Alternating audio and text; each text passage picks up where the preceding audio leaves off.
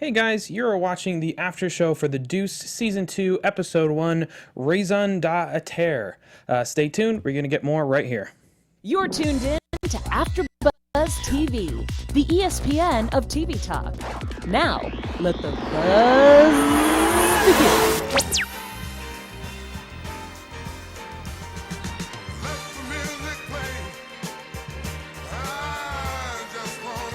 Yes. Yeah. Let it get in you. I love it. What's up, guys? You are watching the after show for the Deuce. I'm your host, Nate Miller. I'm here with my lovely co-host. Hey, everybody. I'm Leslie Powers. Thank you for joining us. We've got a lot to cover. There's so much that happened in this episode. Lots of characters that we checked in on after a few years. 5 years have passed. It was 1972 before. Now it's 1977. So before we get into this and break it down, Leslie, what did you think about the episodes? What are your overall thoughts? Oh, I loved it. I thought it came out swinging. And the second it started, this song started, and I was like, oh, yeah, this is how we're going to do it. Yes. Maggie Gyllenhaal's in all white. She's got her fur coat on. Yes. I thought it set the tone perfectly, and I'm a huge fan of this team, of David Simon and George Pelecanos. Big Wire fan. So I was excited for the show to come back. I was waiting for it to come back. So, I agree with you. I really enjoyed season one. There was some things for me it felt a little bit slow on. Maybe I could have enjoyed it a little bit better, but I was very excited for season two. And just like you said, they hit it off with a bang. That first tracking shot, the way that they lined up that song with what was happening on screen was just so genius and creative. And that way that they incorporated all the characters in that shot and the framing and the colors, it was just beautiful. But it really just like set me right in the mood. And it also kind of showed how much has changed since we last time we saw them. And I think that's part of the reason why they started there. 5 years is a long time to skip. You get a lot of changes with people in lifestyle and what they're going through, but at the same time, we see a lot of these characters are still almost kind of in the same place, maybe reaching a breaking point to change. But it's a really interesting place to start. So a lot of places to cover, a lot of people to check in on, but I think we'll just start with Vinnie and Frankie just because they kind of bookend this episode. It seems like a great setup for them to use for them to have Vinnie chasing after Frankie, checking on all the usual places, which kind of gives us a check-in on all the characters. Really great writing, in my opinion, because it's hard in an ensemble cast like this to start a first episode, especially after a time skip, and fill everybody in so you feel like you know what's going on. I think they did a great job, and they set up a lot of action. But so right off the bat, Frankie's into the same old things. We see him skimming. The Peak Show parlor has now grown into this I think this is a different building. I'm not 100% sure. I don't know, because it was like such a nugget of an idea at the end of the season, so I don't know what they did, if it's the same slot or not. Fully fleshed out now. Oh yeah, the guy with the time. quarters, and they've got regulars, and he was like jonesing. He's like, give me 5 more, give me 5 more. Hook me up. Just a great visual, but really kind of showing some of the changes that have happened from the last time that we saw, and seeing them being implemented. Obviously, we get the impression that Frankie has done this a few times before. We should know from last season that he's a little irresponsible, to say the least. Very irresponsible. But it was great to see this cool setup. I also want to call attention to the haircut changes. I feel like they did this to help show differentiation between the two characters. For me, in the first season, there was sometimes. It was difficult. Yeah. There was sometimes, but now there's no mistaking them. No. Slicked back Frankie and hair down Vinnie. Like Farrah Fawcett is a big Vinnie. difference. Yeah. Yeah. We see Abby and Vince are still together. I really like the Abby character, so I'm excited for that. I do too. She's a strong female character. Yeah, and it's really interesting seeing them play off each other, because it seems like Vinnie wants to be progressive, so to speak, but is still very much locked in his own ways. I think that's going to be a big plot thread going out through the season. I feel like his family might have something to do with that. He seems very integrated and like his family, and like, I've been doing it this way for a long time, but he's let her in a little bit. I think so. That's a good point. Yeah, he's definitely showed some room for change. But so since we're talking about Abby, we see that she is interviewing a former dancer, stripper, who organized a walkout in order to, kind of give her a job and help her out and do a fundraiser as well. I thought this was really cool. We then see later Abby that she's booked a punk band into the bar now that she's kind of running the bar on her own, which obviously Vince isn't a little too happy about. He feels like an old guy. What did you think about all this? How did you... I mean, she was always this kind of younger, energetic, on the more liberal progressive side before. Now she's like, 5 years is a long time, but she really has grown up to be like not just a young adult, but like a full woman. Yes. And it's really interesting to see their interaction with each other. I'm curious what you think about the character. Well, it's interesting that Marguerite, the actress, is a lot older than she's portrayed in the show, and that is a testament, like, great for you, Marguerite. She looks amazing because she's playing these young characters, which I think is very interesting because I think she can play a plethora of things. But she is very indicative of females now, which is interesting to me because she seems to really stand for something. And she's the one that would be on the picket line protesting. And especially with women's rights, she seems very involved in that and progressive with her music choices. And I thought that was really cool to show the Barry White song, but then go into showing that there's other music coming into play as well. So I think that's smart writing. One of the reoccurring themes of this episode, and I'm assuming is going to be the season, is this theme of change. Of where before we were at 72, the 60s had ended, and we were not firmly in the 70s, but pretty solidly 70s. And when you get to 78, you're starting to see a change. You're getting closer to the 80s. What's popular is changing. What's acceptable is changing, especially in New York. It's a very interesting time with a lot of change going on. So I just, I went through a big punk phase. I'm not a big punk fan anymore, but I went through a big punk phase, and it was really cool to see, like, it's very time appropriate for where they're at. That the punk would be just kind of eking in, and people would be like, "What is that?" Yeah, noise? people are like, "What?" Yeah, yeah. Where's disco? But disco was fading out in '77, right? Yeah, about that time, it was starting to hit the tail end of its popularity. So we get to see that. We also see Vince. He goes on a whole tour. He stops by the peep shop. He stops by the brothel and sees his brother-in-law doing stuff he shouldn't be doing as he's looking for his brother. I'm sure that's going to come back later. Oh, definitely. And he's also from The Wire, that actor. Yes. He's excellent. He is fantastic. He's in a lot of really great stuff. Yeah. And so... ultimately, we get to see him. He meets with Rudy Pipilo. We see that they're still involved, obviously. Again, another thing that is kind of like a breadcrumb that it will be much more important later, but right now they're just reminding us that he's there. But ultimately, they end up back at 366, the club that Vinny runs and owns. And, in comes Frankie with his now wife, as we've discovered that he ran away with. I was like, what? How did that happen in like the blink of an eye? But it seems that's Frankie for you. Yeah, I mean, it was very random, but also very fitting in the same sense. And I just loved. This was really cool. There was a few times in season 1 where you get this interesting back and forth between the two characters because obviously James is playing both of them. Yeah. None of them of which struck me the same way as this one in this episode. I don't know if it was just because of the way they framed it and the fact that they had the other two characters to play off of as well. But it just, the chemistry between the two characters for a guy that's talking to no one on the other side or like a double was really impressive. James Franco's he's a great actor. I mean, I loved Disaster Artist, and I think that he was amazing in that role, and he really like kind of melts into whoever he is. But yeah, it's so interesting because I'm like, I wonder how far apart those scenes were shot where he's just like, okay, get into Frankie, get into Vinny. Yeah, I was really also, I mean, so my question for you is, I was really surprised that he was just like, okay, I forgive you.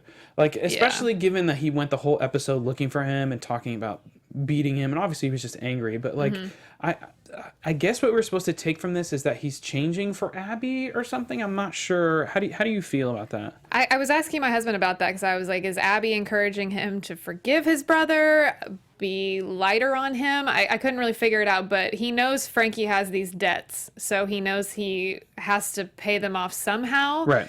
and maybe they're just making enough money amongst all these businesses, but then when is Rudy going to get really pissed about it and then come after Vinny? So I don't really know. That's going to come up again. Because that's what struck me curious. as odd. I feel like Vinny is the kind of person who would know that, you know, even though he maybe can forgive it, like there are going to be consequences. You can't just like pretend like it didn't happen. You're dealing with other people's money here. So I think that's going to be interesting. Absolutely. To play out. But yeah, it was a great, you know, plot line to kind of introduce everything. We got to see that all of the businesses are still involved. They've all even kind of grown a little bit. Yeah, and just great interactions with our core characters and other characters' scenes. So like even when we were at the bar with Lori and having Vinny go and drop the drink off, stuff like that really makes it feel like a connected world. Aside from just having fantastic set decoration and costuming and like even down to this show has an amazing like just background noise and like people shouting from the streets of New York and stuff, and like people talking in conversations and clubs like on the side. It just really creates this depth that I just love. Like I just want to like wrap myself in this show. It's so cool. And I guess according to David Simon, that 366 was a real place. Yes. So we're porn stars, movie stars. Like it was a very well known. Yeah, it's a real place That Vincent owned. That the real Vincent owned. The guy that's based which on. Which is so cool. Yeah. I know, to make a show as a director, because I'm a director, to direct a show based on real people, like to be able to interview them and ask them what that time was like. Doing all that research. Super cool. So real quick, we'll just cover some of the other characters that we saw. Vinny runs into Paul when he heads over to the gay bar to look for Frankie. And later we get a scene with Paul where we see that he and his significant other want to open their own place outside of the umbrella of Rudy, which is the mob money and all that stuff. So we can expect that to, you know, develop later on in the season. But it's interesting the bar that he's manning now, how seedy it was. And I was like, whoa, now this is HBO, but they were showing a lot of stuff going on behind the scenes there. Yeah, I mean, it's HBO. They like it's the 70s, right, exactly. And I'm pretty sure it was pretty historically accurate. Yes, I would say. Yes. Yeah. But I'm sure he's sick of that. Maybe he doesn't. Maybe he wants something that, you know, he can put his stamp on. I don't know. I'd be curious what the new place is like. I feel like it's more about having their own control, or maybe even just not being involved with with the mob and all that stuff. I think that's at least that's what I got from it. More freedom. Yeah, I don't know if the seediness is a problem or if they would bring that with them. I'm not quite sure how that would work out. We also see Darlene. She stops into the bar with Abby, and we find out that she got her GED, which is actually really big. It was huge. Yeah, especially since we see her in a scene earlier, and I can't remember the name of her pimp. But he was not happy that she was reading. Larry, thank you. He was not happy that she was reading a book. He did, It's just so interesting. The streets taught him everything he needs to know. Just the male versus female in this time is so interesting. He's like, get your nose out of a book, like you have a job to do. And then the other, you know, prostitute in the room was like, I can go work right now. I can do this just to like be in his to be in his good graces, and she could care less. Darlene's like, yeah, this is why sometimes it's tough with a first season because you're introducing characters, but you have to start somewhere in order for characters to grow. So to see Darlene, even just in the little bit we saw in this first episode, to see her doing all of this after what we saw in season 1 is amazing. I can't wait. I'm hoping that we're going to get a little bit more about what's happened in the last 5 years to kind of get her to that point. And she seems less scared of Larry. Like she definitely is not. Right. She knows how to deal with him, but she's not like exactly. Yeah. And again, along that similar vein, we see Lori and Cece. And Lori is now basically a porn star in her own right, being recognized at bars and stuff. But Cece still has this super controlling fingers, like all over her. And like the way that he interacts with them when they are on set. And even just the way that he talks about her when he's like talking to the other pimp, which also I thought was a really interesting scene. This guy's saying basically, look, you're dressing like a target for the police. And Cece's like, no, I don't care. I don't care at all. What's the point of getting the money if I don't show off? Yeah, in his purple velvet suit. And he's so British Yeah. when he talks, and it's wild Yeah. to hear him interviewed and Yeah. then see him in that character. It's crazy. Yeah. Yeah. Did you like Lori's blonde hair? I do was a big change. now. It was a big change, but I like it now. It works for her in that It time. does, yes. And for the character she's playing and stuff, it works for sure. They all remind me of like fembots from the Austin Powers movies. That's Kinda. what I feel like they're Yeah. all trying to look But like. it's also, and I mean, that's part of what makes it so interesting is we're getting that, but we're also seeing what's behind that too, and that they are people as well, and that Yeah. just because this is what they do for money, it doesn't define them. And that, I mean, yeah, it's so interesting, these characters. But I'm really, especially when we see, just to get back with Cece and Lori, like when they're at the bar and the guy at the end, Yeah. like that was. This whole episode, they're building tension between them, and she's like kind of mouthing off to him, and he obviously is getting upset and hasn't done anything yet. But I feel like it's leading towards something, and I'm scared for her for what's going to happen because I like her Yeah. so much, and I want her to be independent and to do her own thing. But she's trapped in this situation. But she's definitely making good points to Cece when she said, you turned that guy down, so you made it clear I'm a whore, but now I'm a whore with no John, and now you have no money. That's so why. And she's like, I'm so not smart. stupid. Yes, exactly. She's so smart.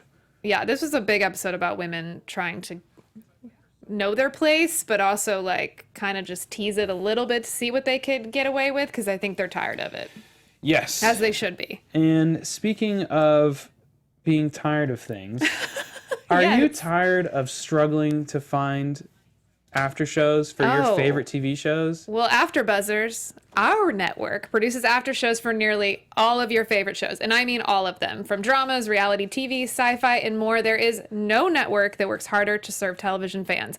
But we need your help. So we're asking that you please subscribe to one or more of our YouTube channels. And by just subscribing to our channel, YouTube will suggest content that's tailor-made for you, and you'll help AfterBuzz continue to grow. And if you're worried about pesky notifications, don't be, because they're optional. So hit that subscribe button now for this channel and check out our other AfterBuzz YouTube channels as well. But let us know you did in the comments so we can thank you on air. And for now, thanks for being the best fans and for helping us be the ESPN of TV talk. Thank you guys. You guys are the best. Please and thank you. So aside from everything else that we got this episode, we also got to check in on Alston, one of my favorite He's the man. TV police people. And another Wire character I will keep bringing up. That's right, another Wire actor.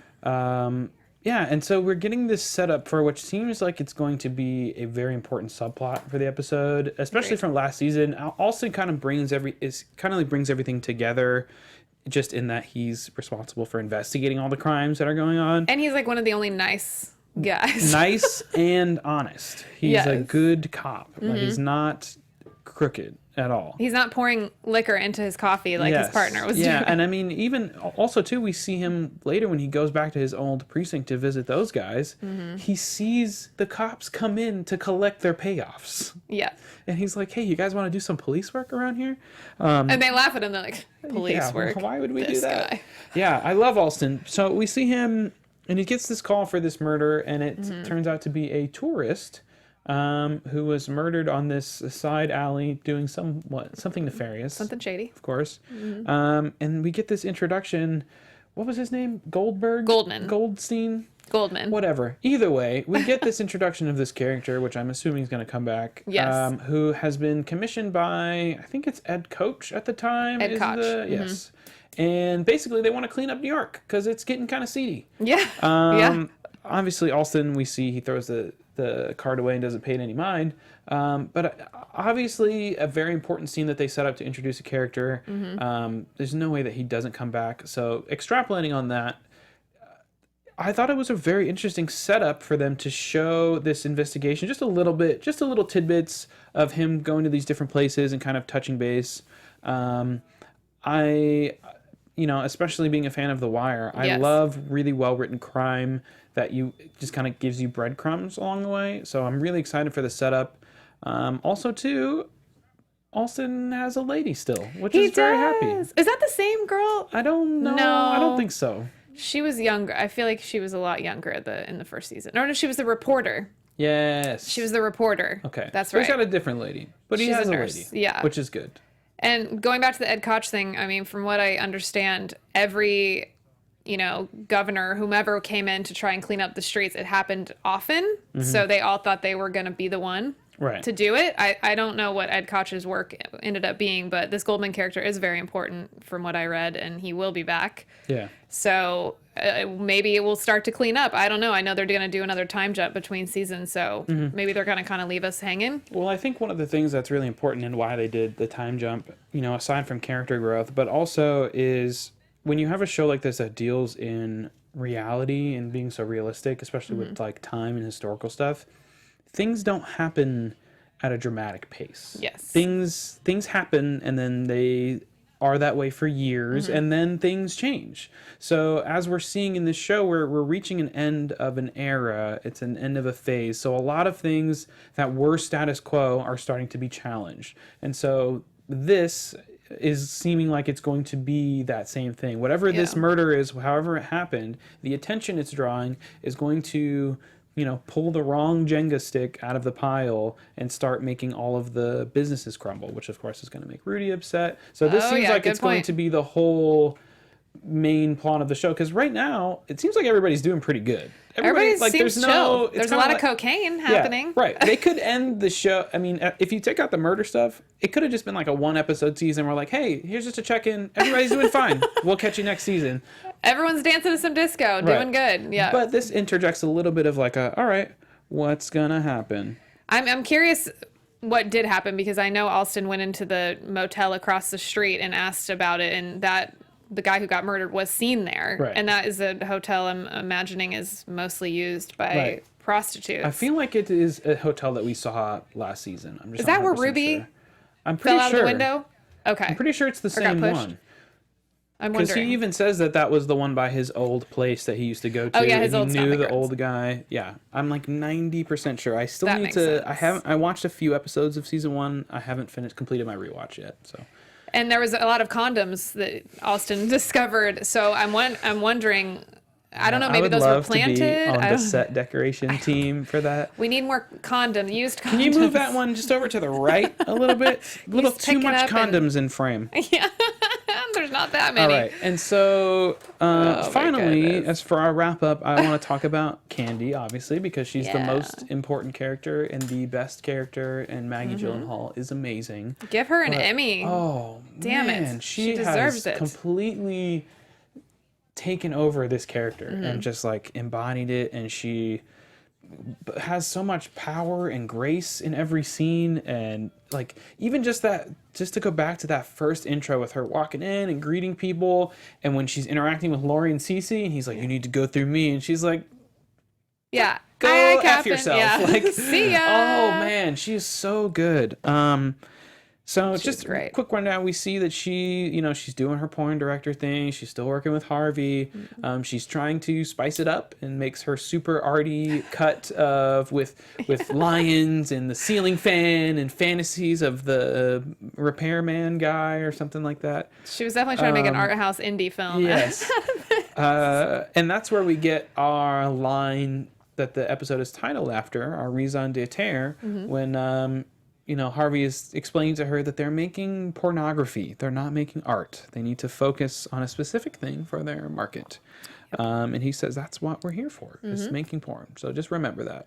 But that's a hard thing for her to realize. I don't think she wants to accept that. Yeah.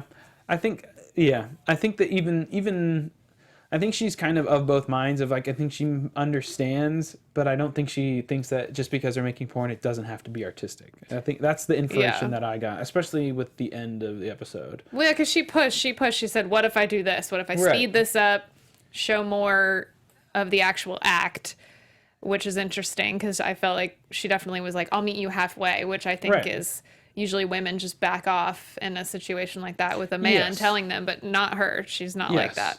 Well, I also think, I think Harvey too is an artist too, and he knows that he's making porn and like maybe that's not what he wants to do. So I think part of him wants to give a little, and that's why their relationship works so well. And that's they do why have a they've gotten great so relationship. far. Yeah, because he knows stuff and he's there to teach her, but he's not like shutting her down anytime she has an idea. And that's what's allowed her to grow and experiment and learn how to do things. I think he's just reality checking her. Yes. Remember where you are. Yes. What you're doing. Man, and I just want to talk about that scene where she is on the table in between shoots, talking about the sex is the most boring part and why don't we go rob a bank, and like just her delivery and the angles are just amazing, and just the visualization of a woman on her back giving directions. It's like this really interesting duality of her being in control but still being like the subject at the same time. It was just so good for so many different reasons, but her performance is fantastic. And I loved the scene of her cutting the film to put together. My husband's an editor, so to know that that's how it used to be done. And I had to learn that way in film school, and it is a pain in the it's awful. It's terrible. It's awful. But the dedication, and a lot of women were editors back then because they were more nimble and they could focus and like do all that. And so that's why a lot of women were editors back then. So I thought that was an interesting play on the times that's how they were. I think it also was, I kind of got the inference that before when she did the edit that the other guy helped her, and then seeing her do it completely by herself later was really cool. She's just so dedicated. She's like, I don't care that this is porn. I'm going to make it the best it can be. If it's porn, I'm going to make it the best porn. Exactly.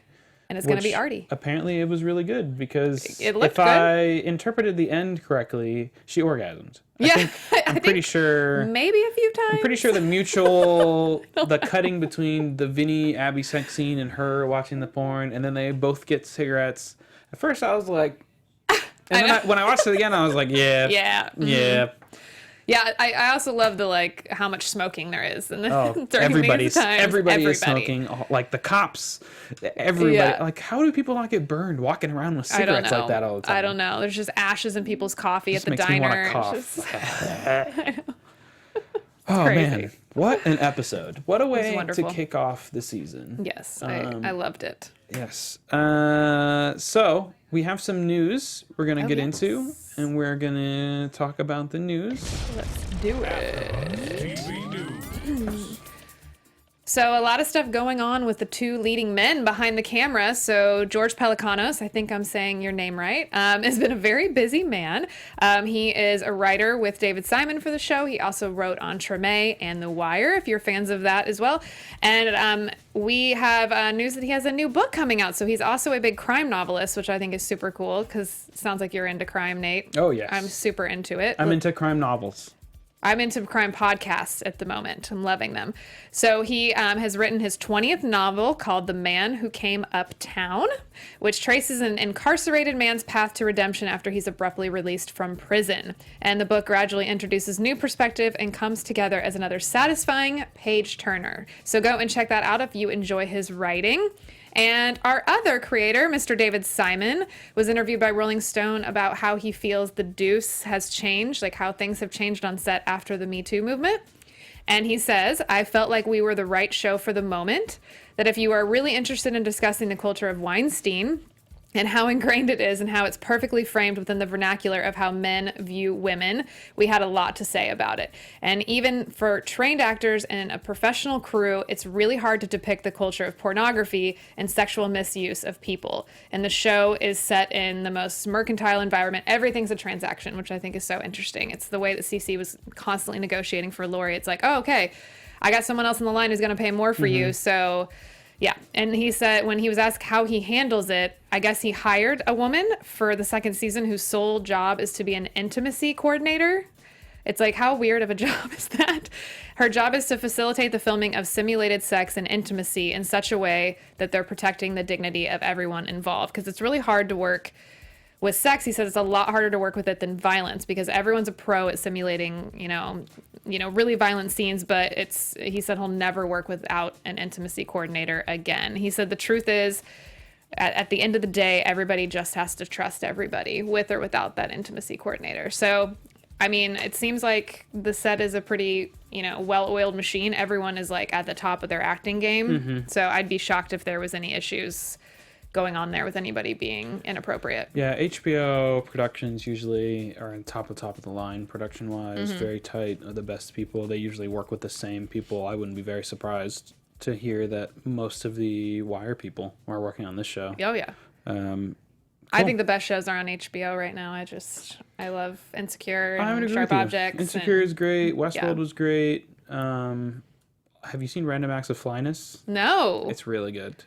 It's definitely I'll have to check that out. It's definitely an experience. Okay. It's a different show. I'll check it out for sure. All right, so that's our news. Go check those articles out. Really interesting. Yes, Both good of those stuff. guys are the creators of the show. Give you a little bit of inside look at what they're thinking. So I think if you have anything else, we can head into predictions. No, I thought there was one funny thing on Twitter. Someone was like, so why did James Franco's brother in real life just not play his twin? And I was like, well, they're in real life, the Many characters years are younger. They're twins. Frankie and Vinny are real people and they're twins. So Yes. that's why. But Yes. I guess you could still make Dave Franco They look like could James have Franco. done it. Yeah. I have a feeling that part of what drew him to this was I get to play two people. I get to do- because like he's done Yeah. so many things that I feel like this is one of the things he hasn't done. Yeah. And that he jumped at the opportunity. He's like, I'm executive producer and two characters. This Yeah, is awesome. Exactly. All right, Yeah. so let's get into some predictions. And talk about what we think's gonna happen. And now, your AfterBuzz TV predictions. It's almost Halloween. I'm feeling it.